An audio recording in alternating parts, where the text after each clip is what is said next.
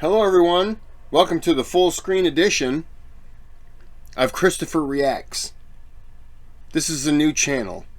Alright, it's my first video I've ever done, minus the other ones, where I sit down and I frequently do this. And I watch videos and I go, and follow it up with a tee-hee-hee, and the occasional, oh. This is the kind of channel where sometimes I laugh so hard I shart. I get so angry I shart. Sometimes pick up my dogs, pet them, kiss them. I shart. I eat hummus and avocado salsa and I shart.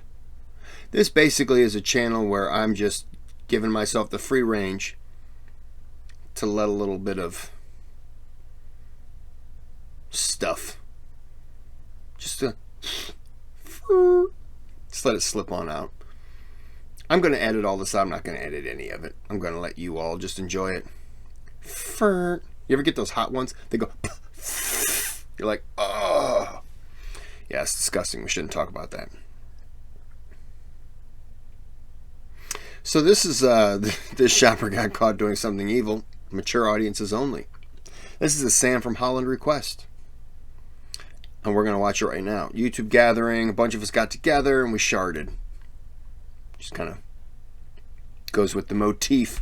I'm still eating hummus. I did a video a little bit ago, and I have some chips and some hummus and some avocado salsa. By the way, I'm telling you, that's good. It's not thick like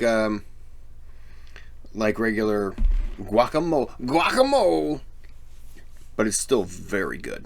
And when you bite into it, you taste the cilantro and the lime like right away.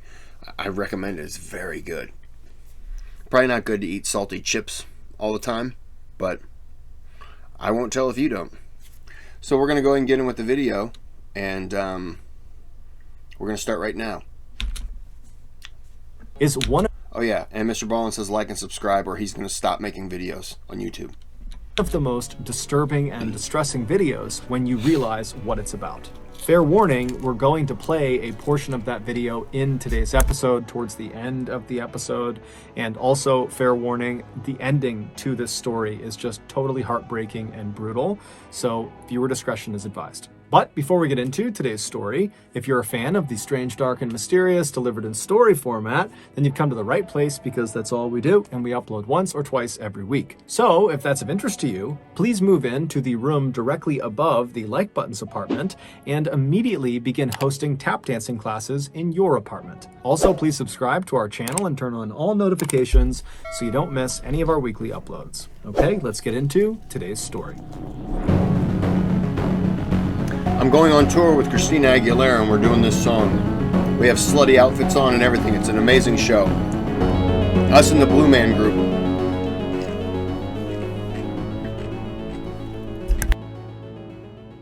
On January 28, 1976, Daniel Halseth was born in a small town in Oregon called Estacada, which is located about 30 miles southeast of Portland. Daniel's family owned a farm, and so from a young age, Daniel became accustomed to getting up super. I apologize. I'm a dope. On the last video I did, I talked about cups. Something that I recently bought for my brother-in-law that he's going to be getting tonight. Twinkie coffee. Twinkies coffee. It was his birthday, so I wanted to share some gifts.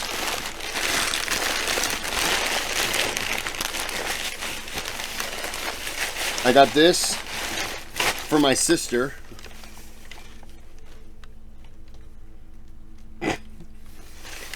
She's a teacher, so I'd like her to, be able to use it in her classes. I think it's acceptable. And then my brother-in-law,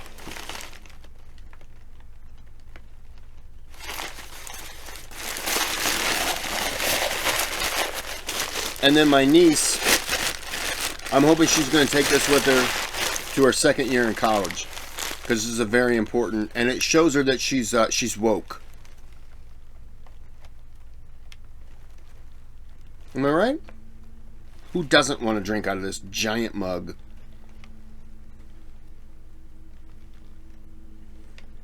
Dishwasher safe, microwave safe, may get hot if used in microwave.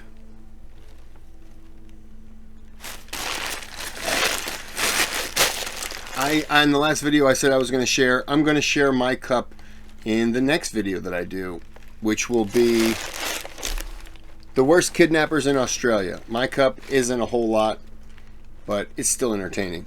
Okay, I'm going to refold all this while the video is playing, and I'm going to mute the mic so you don't have to hear it. Back to the video, go. Early and helping out with daily chores. This childhood experience on the farm instilled in Daniel a strong work ethic, and it also taught Daniel to really appreciate family, because the family he had grown up in spent all their time together, and they all struggled and worked together every day to make ends meet. In high school, Daniel really began to blossom. He had this wonderful energy and huge radiant smile that drew people to him, and he was just one of those people that was just naturally gifted at everything he did, and it seemed totally effortless. During his high school year, I can totally relate to that guy.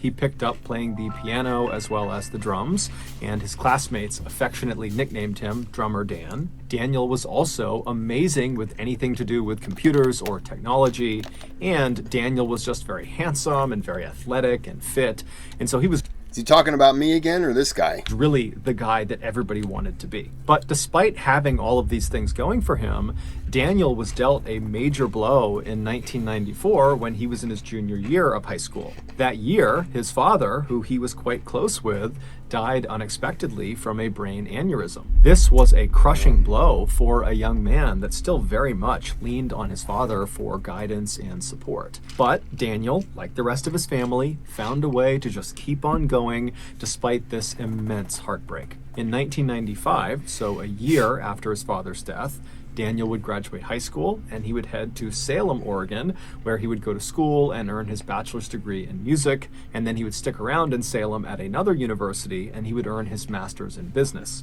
And it was during those years that he was in Salem that Daniel would meet a young woman named Elizabeth Schwarak, who had grown up in Salem. She, like Daniel, was incredibly hardworking and was just naturally good at everything she tried. She was also a model, and so when she and Daniel began dating, they genuinely looked like this beautiful Hollywood couple. In 2001, which was shortly after Daniel had earned his master's degree, he and Elizabeth got married. 5 years later, the couple, who now were the proud parents of 3 young children, 2 girls and a boy, they moved to Las Vegas because Daniel had found work there. Daniel had founded this computer IT company because he was so skilled with computers, and it was really starting to thrive, and many of his clients were in or around Las Vegas. But just a few years after getting settled in Las Vegas, it would be Elizabeth's career ambitions that would take center stage in the family. Elizabeth had always wanted to get into politics, and in 2010, she decided she would run for a state Senate seat in Nevada.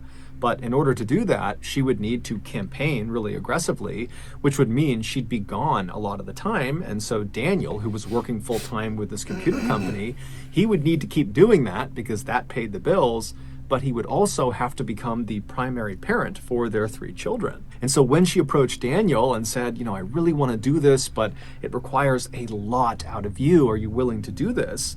Daniel was completely supportive and actually really excited at the idea. He had no problems whatsoever. And so very soon, Elizabeth would be out on the road campaigning and trying to win the state Senate seat, and Daniel would be home goofing around with the kids and taking them hiking and going to playgrounds and parks. And then after he would put the kids to bed at night, he would stay up super late and run his computer business out of their dining room. And all this additional hard work and sacrifice that Daniel was making for his wife paid off when later later that year, on November 2nd, Elizabeth, who had run this incredible campaign that was built on family values and wholesomeness and morality, she would win the state Senate seat, which shocked the state of Nevada. And even more impressive, she would become the youngest woman to ever be elected to Nevada legislature at just 27 years old. Wow. So it was clear to everyone in Nevada and also outside of Nevada that Elizabeth was destined for greatness. She was going to be the next big political superstar. And anyone who was close to the Halseth family knew Daniel was her #1 cheerleader. He was so proud of her. But soon, the Halseth's perfect life would come crumbling down. It was not long after Elizabeth had won her election that Daniel began to notice she was becoming suspiciously close with another man named Tiger Helgelien, who was a former golf pro and fellow rising political star. After noticing his wife constantly texting with Tiger, Daniel would actually reach out to Tiger directly and beg him to stop messaging his wife and to just leave his family alone. But the texting and the calling and the interactions between those two would not stop.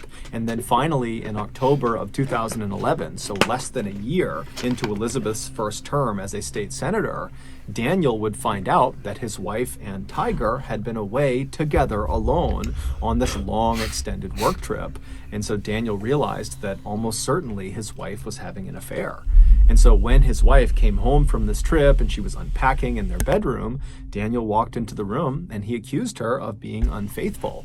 And the argument that ensued got very heated, but it did not become physically violent. Basically, Daniel just screamed and yelled at Elizabeth, swearing at her and kind of losing his temper completely. But at some point, Elizabeth just said, "Daniel, stop."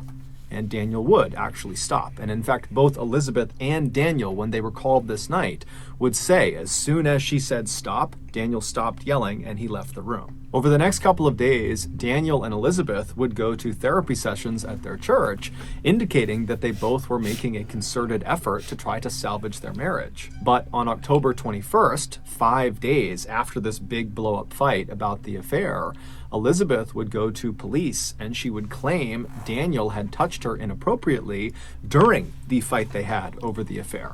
And so Daniel, much to his shock, was arrested and charged with something called open and gross lewdness, which is effectively unwanted touching of another person. This accusation is quite common, especially amongst people at bars who are drinking. You know, there's lots of unwanted touching that can happen there.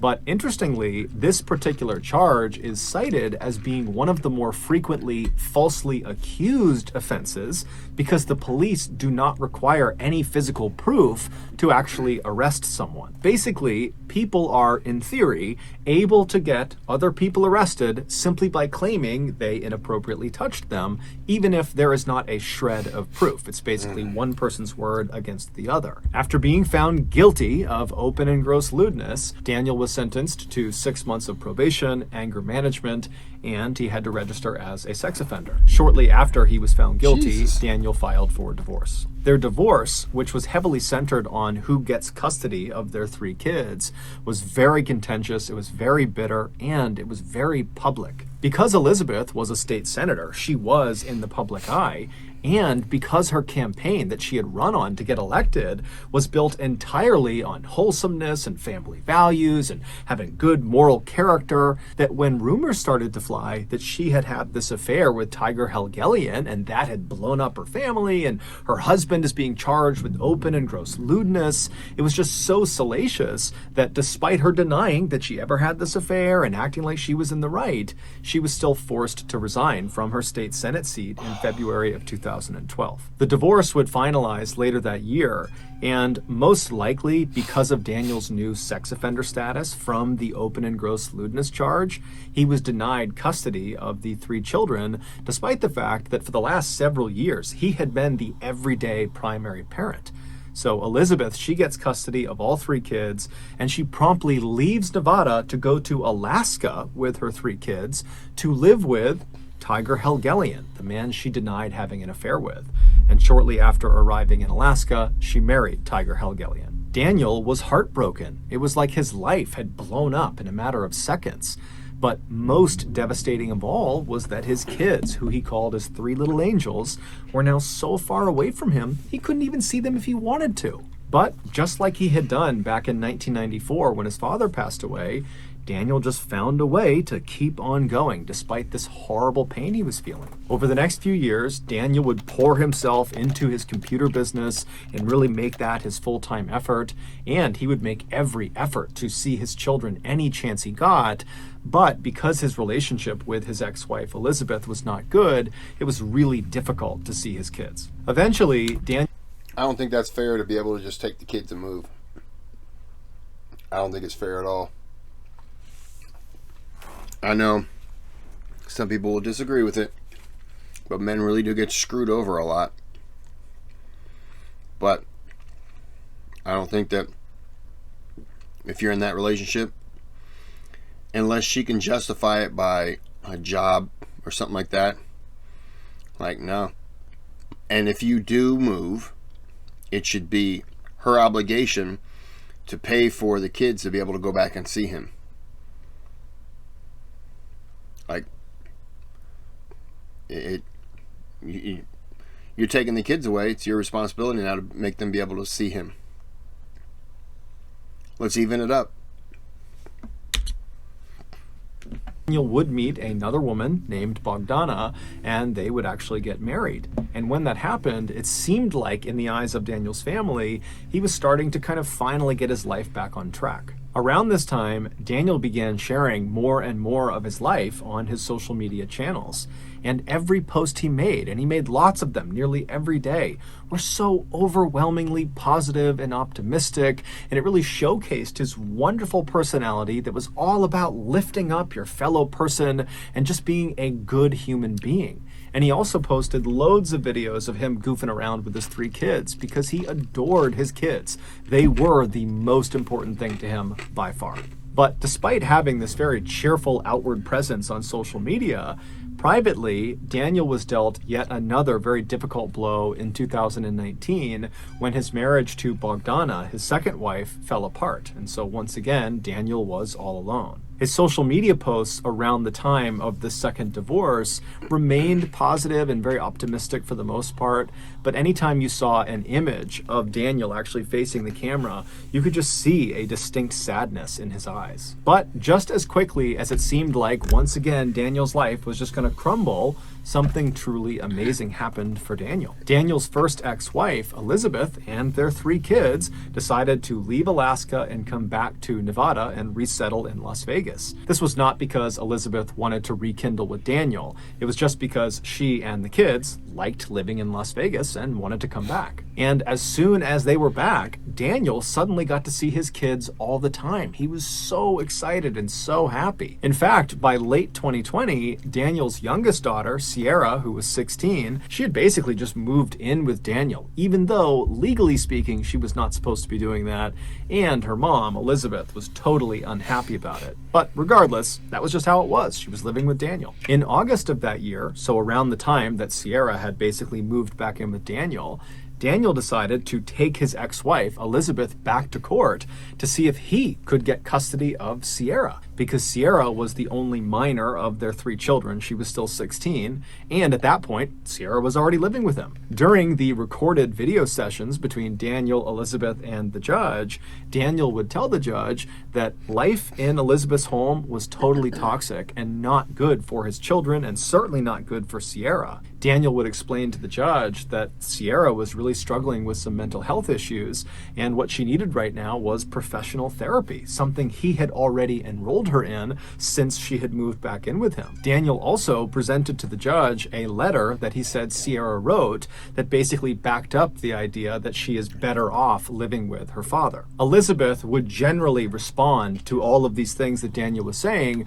by saying Daniel was a liar and that he was not fit to be a parent, and that letter that he claims Sierra wrote doesn't sound like her, insinuating that, the letter was forged. The judge, who at regular intervals would get very frustrated with both Daniel and Elizabeth, finally would just say, look, you got all sorts of issues between the two of you, and it's creating a horrible environment for your kids. And if you don't find a way to come to some sort of compromise, the people that are going to suffer are your kids, specifically Sierra. Finally, in early 2021, when Daniel and Elizabeth still had not come to terms, the judge just ordered that Daniel return Sierra to her mother's residence because, legally speaking, Sierra was supposed to be in her mother's care. And so begrudgingly, Daniel would take Sierra and he would bring her back to her mother's house and he would say, okay, go see your mother, and then he would drive off. But later that night, Sierra would sneak out of her mother's house and just run back to be with her dad. Needless to say, Daniel was not unhappy about that turn of events. The custody battle over Sierra continued to rage for the next several months, with Sierra opting to still remain at her father's place despite the court order, despite her mother pleading with her to come home. And then in April of 2021, something very odd happened. On the morning of April 8th, several $100s was withdrawn from Daniel's bank account from a few different ATMs around Las Vegas. This particular bank account was shared between Daniel and his second ex-wife, Bogdana. They just hadn't gotten around to relinquishing control to one or the other. And so these particular withdrawals were kind of uncharacteristic for Daniel or for Bogdana, and so they were flagged as potentially fraudulent, and so the bank sent notifications to both Daniel and Bogdana saying as much. And so Bogdana, she gets the messages that there's been these potentially fraudulent charges. She knows it wasn't her, and so she calls Daniel, but Daniel doesn't pick up,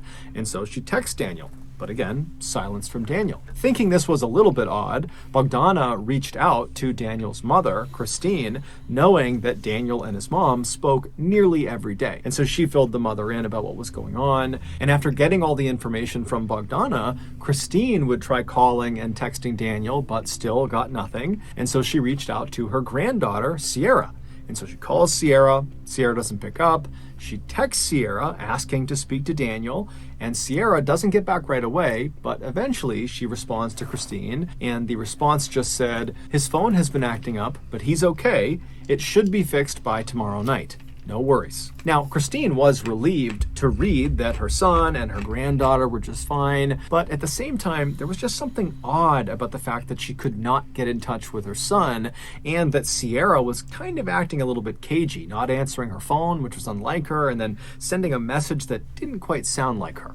But either way, Christine just let it go and figured she would be in touch with her son over the next 24 hours. But the next day, by 10 a.m., when Christine and Bogdana had not heard or seen Daniel, Christine again reached out to her granddaughter, Sierra. She called her, but she didn't pick up. And so she texted Sierra, this time demanding that she put her father on the phone. But Sierra did not put her father on the phone. Instead, after a few minutes, Christine just got another text message that said something to the effect of, my dad's in the shower, so he can't talk right now. Christine, at this point, it was like her radar was up, and she knew there was a real problem. She didn't know what it was, but there was a problem, and someone needed to go over to Daniel's house and make sure he and Sierra were okay. And so Christine contacted a woman named Peggy Newman, who was Daniel's landlord and a close friend of Daniel. And she asked Peggy, would you mind going and doing a welfare check at Daniel's house? And Peggy would say, of course, no problem, but I won't be able to get over there for at least several hours. So Christine said, no problem. But as soon as she hung up, Christine just was so anxious, waiting to find out what was going on with her son, that at 1:46 p.m., when still Peggy was out running errands and had not done the welfare check yet, Christine just called the police and asked them to do a welfare check. Yeah, hi, I need a welfare check. I don't know if On who are we doing a welfare check? for my son. He's been missing for 2 days. His work's called, his family's called, I've called, his ex-wife's called, and there's nobody answering the phone, and there's nothing. Nobody can get a hold of him, and then his work called, and they can't get a hold of him, and it's really, he just doesn't act like this. But as it would happen, just a few minutes after Christine placed that 911 call, Peggy Newman and a friend of hers actually arrived at Daniel's residence ahead of the police. And so when they got there, they hopped out of their car, they walked up to the front door, and as they're knocking on the front door, they look over into the driveway and they see Daniel's car, which was a blue Nissan Altima, is not there. And so they're knocking, they're seeing the car is not there, it's totally silent in the house. And so Peggy, she reaches down and she tries the doorknob and she finds it's unlocked.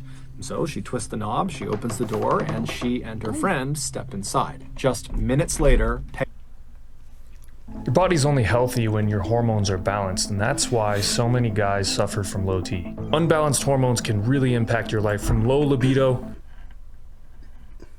Minutes later, Peggy and her friend would come running out of the house, and Peggy would call 911 because the police weren't there yet, and she would frantically try to describe to the dispatcher what she had just seen. 24 hours earlier, a man and a woman were spotted on surveillance camera withdrawing cash from several Las Vegas ATMs using Daniel's debit card. Those were the withdrawals that had been flagged as fraudulent and tipped Bogdana off that something could be wrong here. After those withdrawals, the man and the woman were spotted again on camera going into a Las Vegas supermarket called Winco, and inside they would purchase a few items using Daniel's debit card, and then they would leave and they would head to a Las Vegas Home Depot, where once again they'd be caught on camera purchasing a few items using Daniel's debit card. After these purchases, the man and the woman would make their way to Daniel's residence, where they would spend the night. The following morning, Daniel's blue Nissan Altima car was spotted leaving Las Vegas at around 10:20 in the morning. That was about 3.5 hours before Peggy Newman and her friend went into Daniel's residence and then quickly turned around and ran out and called 911. When police finally did arrive at Daniel's residence on April 9th, and they pulled up and they saw Peggy Newman and her friend totally ashen-faced and pacing on the sidewalk, the police would get out, they would talk to those two, they would go inside of Daniel's residence, and they would see the horrible thing that Peggy and her friend had also seen.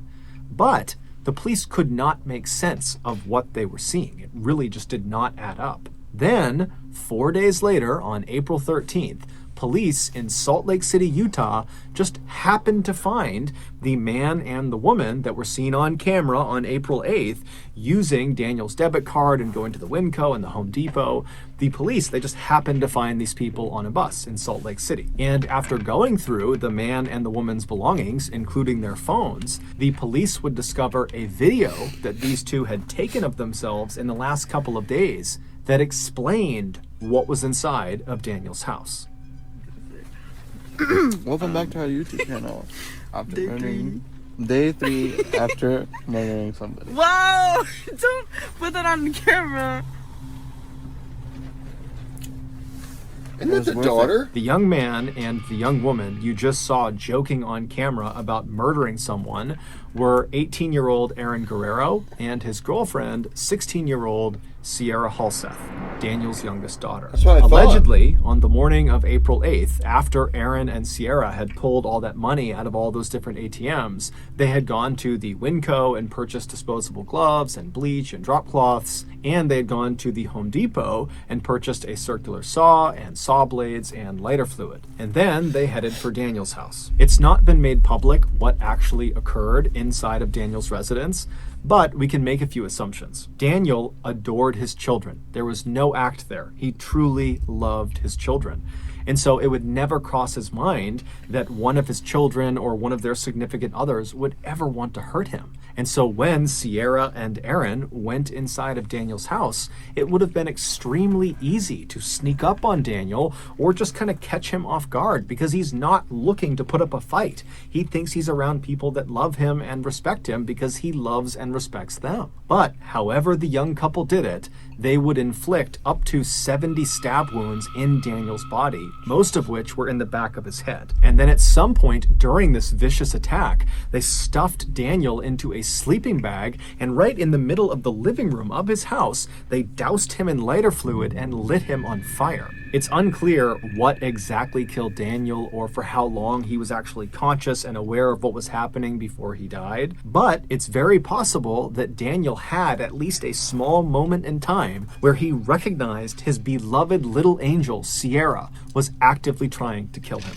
After Daniel was either dead or incapacitated, the young couple tossed their pocket knives into the sink, and then they retrieved their circular saw as well as a chainsaw and began attempting to dismember Daniel's body. But they were unable to do it, and so they just kind of set the saws down in the middle of Daniel's home with bits of Daniel stuck on the grooves of the saw. At that point, Aaron and Sierra attempted to destroy evidence inside of the house by scrubbing everything down with bleach, but it was totally ineffective. And so at that point, the couple decided they would just burn the entire house down, and that would destroy all the evidence. And so around the time that Christine texted Sierra and demanded to speak to Daniel, and Sierra wrote back, "Oh, he's in the shower, he can't talk to you right now," that was probably around the time that Sierra and Aaron were actively trying to burn the house down. But the fire they set was just not very big, and it kind of smoldered out. And so they would just kind of leave all of the evidence all over Daniel's house, and they would leave Daniel's destroyed and burned body kind of propped up against the door leading into the garage. And they would just leave the house, hop in Daniel's blue Nissan Altima, and at around 10:20 in the morning, they would leave Las Vegas. The only reason police were able to apprehend Aaron and Sierra in Salt Lake City a few days later was because the couple had made their way to Salt Lake City and hopped on a bus, and Aaron had not paid the fare. He had just snuck onto the bus. And so at some point, the transit authority had come through the bus, and they were asking people to show their tickets, and Aaron didn't have one. And so when they discovered this, they asked for his name, and when they entered his name into their system, it popped up that the Las Vegas PD were actively searching for him. While only Sierra knows why she turned on the one man who would forever love her and would forever support her, what we do know is around the time that Daniel and Elizabeth had gone back to court and they were having those virtual meetings with the judge to decide who was going to have custody over Sierra, Sierra had begun dating Aaron, and she had fallen totally in love with him, and it seemed very much like Aaron had totally fallen in love with her. And somehow Daniel caught wind of the fact that Aaron and Sierra were planning to run away secretly and go move to Los Angeles. And so when Daniel heard this, he told his ex-wife Elizabeth, and then they would go and talk to Aaron's parents, and they would tell them about this plan to run away.